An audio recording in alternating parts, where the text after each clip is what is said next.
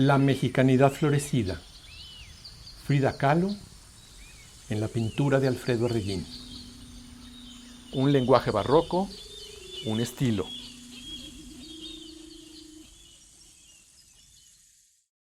Hablamos entonces de Friduchín y de su inserción en un espectro en el que median la mexicanidad y la creatividad del inconsciente, aparte de otras simbologías en las que no debemos olvidar los encuadrados entornos de paisaje en los que se autorretrata, centrados en la formación de lanceadas hojas en hemiciclo y modalidades de flor y canto. ¿Este planeta creativo y de actitudes le es afín a Alfredo Arreguín? ¿Qué es lo que más concretamente le llama la atención de esta pintora? ¿Qué representa para él y cómo la ha colocado dentro de los temas que trabaja? ¿Coincidencias o disparaderos? Antes de intentar responder estas preguntas, analicemos el estilo e iconografía de este creador. Debe plantearse que para él, la selva es el centro de un cuadrante en el que se decantan los delirios de la vegetación. El espacio ideal que más ha procurado para sus composiciones es justo la jungla, la floresta, la arboleda, que no solo ha sido el gran tema de su trabajo pictórico, sino que implica su filosofía más clara y profunda. Aquella es para él un poderoso símbolo, pues involucra la categoría mayor de santuario o gran templo que conserva y propicia lo trascendente vivo, las modalidades del engrosamiento, la algarabía de un mundo inagotable nacido de la tierra. Podemos sentir los acompasados sonidos de esa agua marina en Jardín de Jardines que en orquestal profusión cierra perfectamente el círculo de las conciliaciones. Así, en sus estructuras compositivas, el recuerdo de Flora, la diosa romana de cuyos labios caían flores y que Botticelli pintó sin saber que en otros siglos y otras tierras era Xochipilli o Macuilxóchitl o Cinco Flor, el dios de las flores, la danza, los juegos y el amor. Y su doble o contraparte, ¿qué contemplamos en el cuadro Xochiquétzal, el nacimiento de las flores que éste pinta en el año 2004? Recuperando el perfil de aquella según el Códice Borbónico, la sitúa dentro de una multiplicada avidez de botánica actuante que, por cierto, le es totalmente connatural. En las plumas de su doble penacho, este describe sus características y atributos que entre los ya mencionados propicia belleza, sensualidad, sobrevivencia, fertilidad, alumbramiento, agricultura, danza, música, canto, etc. Esta obra es no solo una representación, sino una confesión o un manifiesto. Un encuentro con los signos y definiciones más palpables de este artista. Una realidad comprobable que prácticamente todas sus realizaciones se desarrollan en el habitáculo de esta sagrada providencia, es decir, en un paroxismo o bullicio de barro sorprendido por las esencias de la fertilidad. ¿Y quién personifica a esta diosa? La niña Fisita.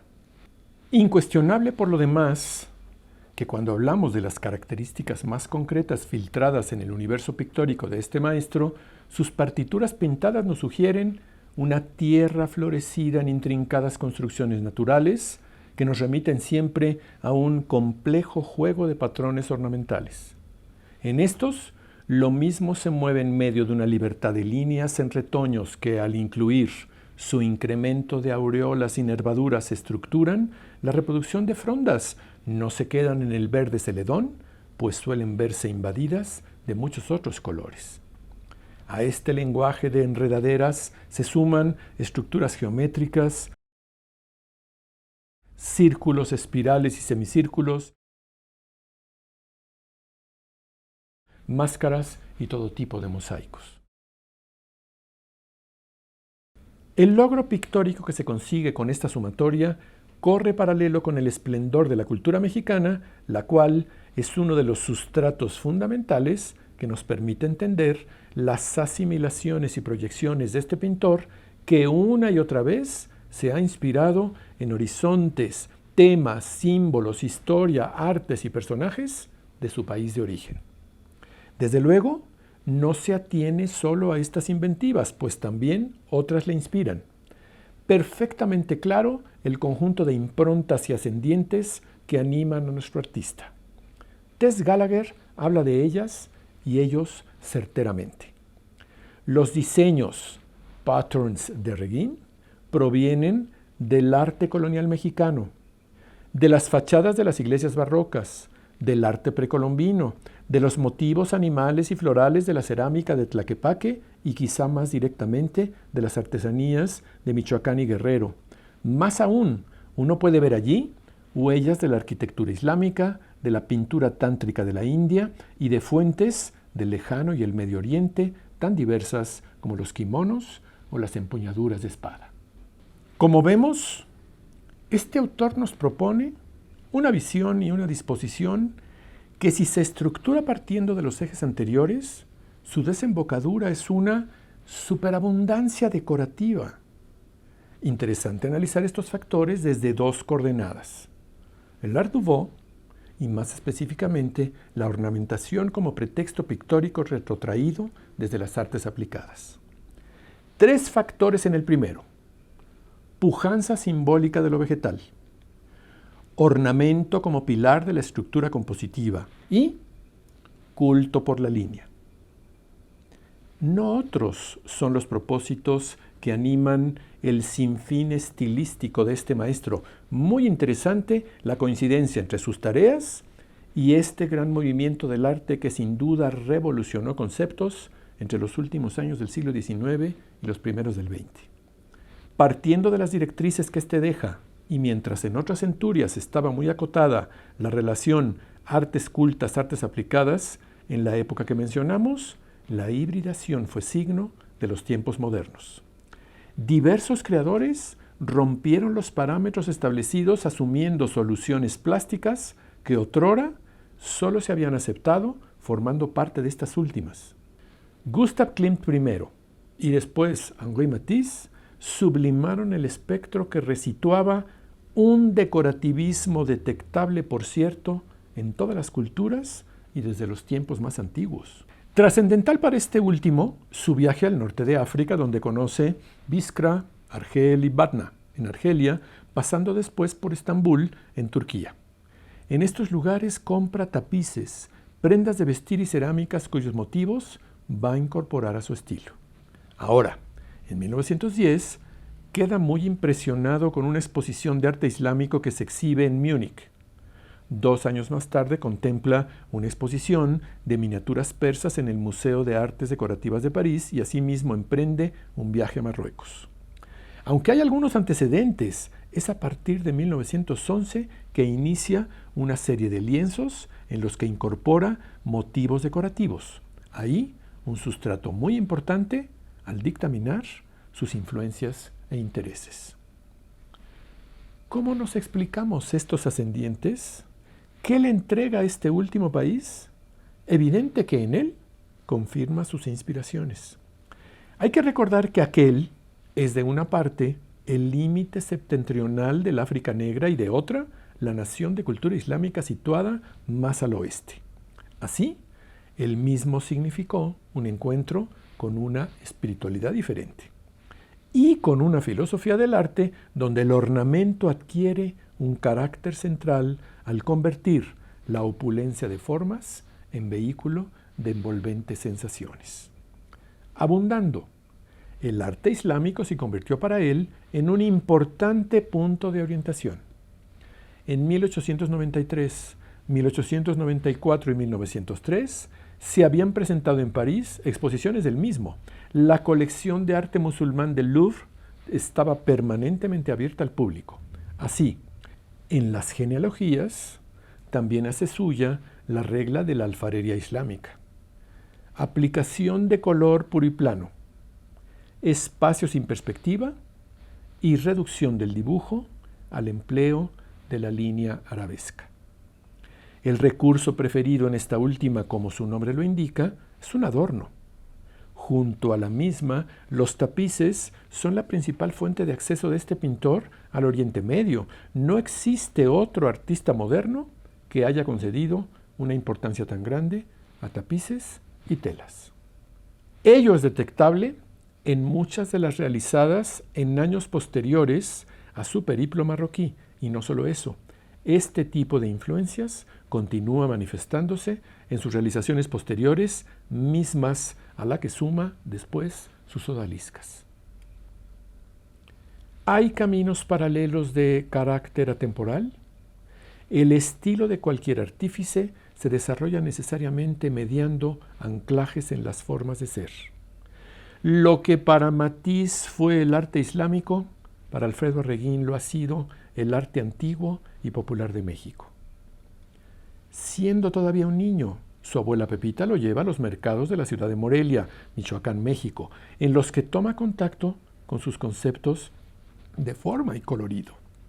Cuando traza los rumbos de su programa estético, vuelve a estas raíces asimilando las características de estos, sin olvidar sobre todo sus estructuras ornamentales. Solo quizá los árboles de la vida, que se empiezan a hacer en Izúcar de Matamoros en Puebla y luego en Metepec, Estado de México, o las ornamentaciones en iglesias de provincia que se conciben en el siglo XVIII, pueden competir con esa generalización de ingredientes en línea, tintorería y motivos que incluye en sus creaciones devenida arquitectura naturista. Esta última, por cierto, se sustenta en dos peculiaridades: el horror al vacío y los usos del color.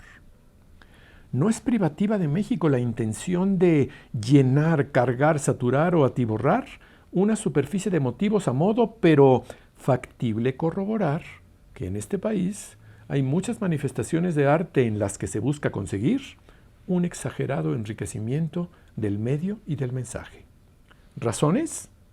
La recuperación del patrimonio acumulado, una sensación de felicidad que se consigue al celebrar el origen y las raíces de la tierra y el agua sin que nada falte. En este laberinto pictórico, una conjunción de ingredientes que posibilitan el enaltecimiento de lo visto en plan de caleidoscopio.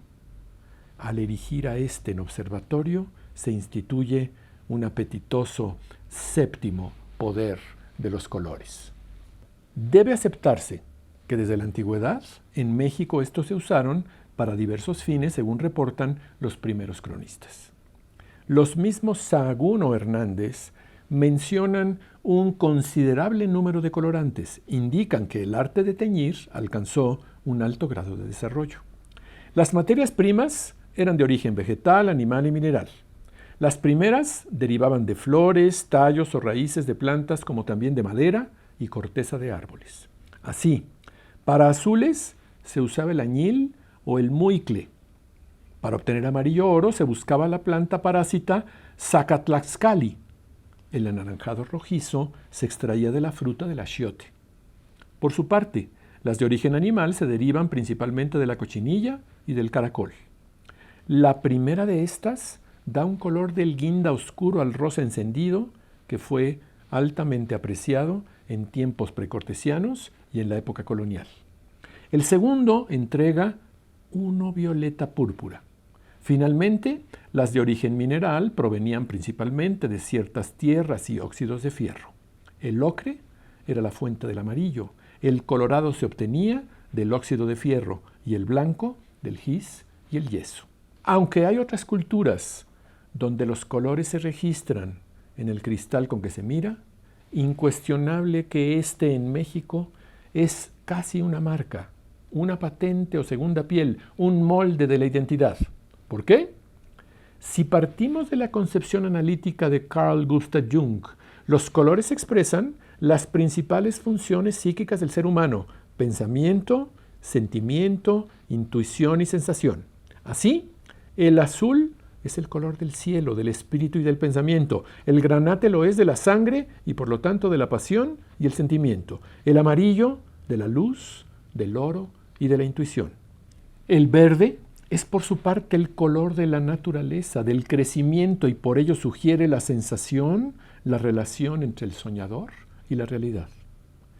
A veces observa la roqueterie, un objeto o una zona onírica atrae la atención por la vivacidad de sus colores para subrayar la importancia del mensaje que el inconsciente dirige al consciente.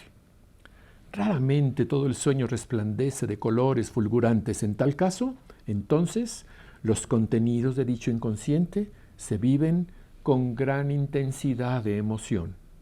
Estas últimas pueden ser diversas, pues lo mismo que los colores nacen de la variedad de las ondulaciones de la luz, también la cualidad de la emoción varía con el tono en la paleta de estos.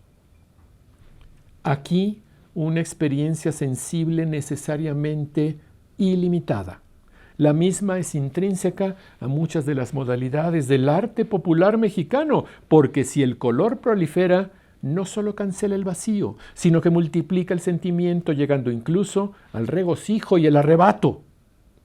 Esta es sin duda una modalidad del barroco americano, mucho más de uno minero o azucarero, tal y como lo caracteriza Severo Sarduy, en el que la fachada, a fuerza de añadiduras, se convierte en taracea, en proliferación de signos, en reflejo de colores y formas. La pintura de Arreguín es justo tan colorida como sugerentemente taraceada. Antecedentes de ese afán por sobreponer elementos sin dejar ningún hueco en el infinito, el barroco es una herencia y una reelaboración. En esa multiplicación, muy claros los antecedentes, como por ejemplo, según Lezama Lima, la Capilla del Rosario del Templo de Santo Domingo en Puebla, donde puede sentirse muy a gusto ese señor barroco. Todo el interior, tanto paredes como columnas, es una chorretada de ornamentación sin tregua ni paréntesis espacial libre. Percibimos allí la existencia de una tensión, como si en medio de esa naturaleza que se regala, de esa absorción del bosque por la contenciosa piedra, de esa naturalidad que parece revelarse y volver por sus fueros, aquel quisiera poner un poco de orden, pero sin rechazo, una imposible victoria donde todos los vencidos pudieran mantener las exigencias de su orgullo y su despilfarro. En esta capilla, la iluminación resplandece con la dorada interpretación de los himnos, pero el otro lado de la balanza, como irremediable consecuencia de los mestizajes, pudo darse desde el siglo XVII, pero más ampliamente en el XVIII, en el que el gusto del pueblo se fundió con el europeo. Así, el propio estilo barroco expresa Fernando Orcasitas, con sus líneas rotas e ininterrumpidas, su horror al vacío, su colorido exuberante, dio al artista indígena una manera de expresar su espíritu de por sí, esencialmente barroco, en el momento de la conquista.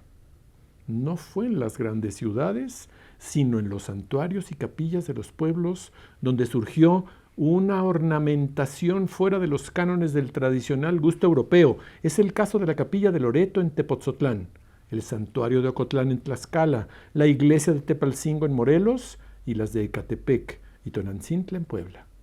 Difiere el barroco indígena del peninsular en su colorido vigoroso y chillante, en la riqueza de flores y frutas, en el espontáneo candor de las imágenes, en ciertas reminiscencias prehispánicas, en la línea y el diseño general.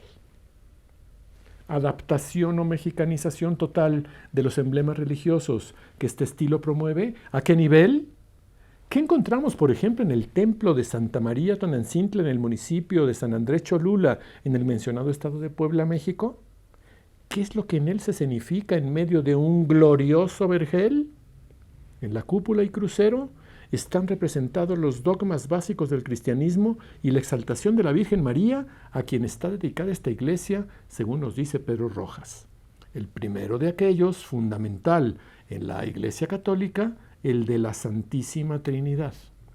Las 8 molduras que separan los gajos de la cúpula llevan nuestra mirada a una paloma que encarna al Espíritu Santo. El ave está rodeada por una multitud de cabecitas coronadas con penachos de plumas, algunas con alas, otras saliendo de flores, unas con pelo rubio, las más con cabelleras morenas. La distribución en círculos concéntricos en aquella muestra el orden de la gloria y podría representar los 9 coros angélicos. Por su parte, 4 rostros con cabellos rubios están por encima de dicha tercera persona de la Trinidad. 2 de ellos con plumas azules y blancas en el pecho y el cuello, y los otros 2 con plumas amarillas.